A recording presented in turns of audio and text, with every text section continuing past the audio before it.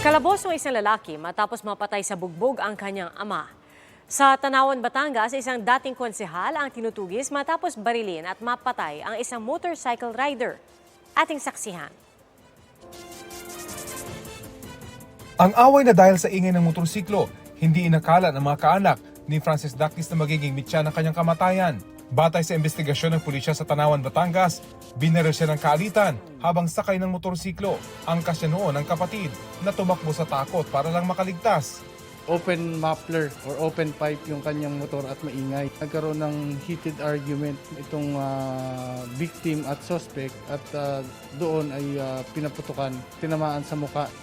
Agad nagkasa ng hot pursuit operation laban sa tumakas na suspect na isang dating konsehal. Na-identify natin through eyewitness itong suspect na si Samuel Sammy Platon na isang former city councilor ng Tanawan City, Batangas.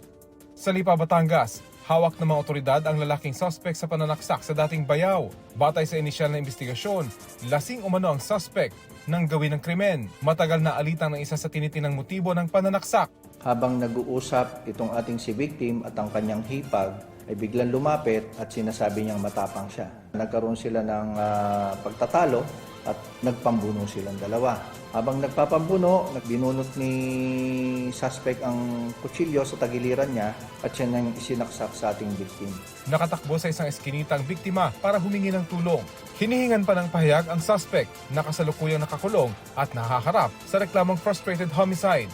Patay naman ang isang lalaki matapos bugbugin ng kanyang anak sa kanilang bahay sa San Isidro, Abra. Ayon sa pulisya, lasing na umuwi ang suspect at hinanap ang ama na nooy nasa kusina.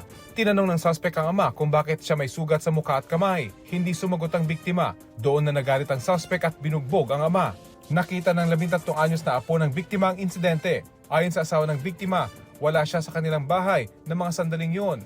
Nagulat na lang siya nang hindi magising ang mister alas 3 ng madaling araw.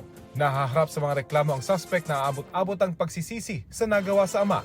Para sa GMA Integrated News, Rafi Timang, inyong saksi.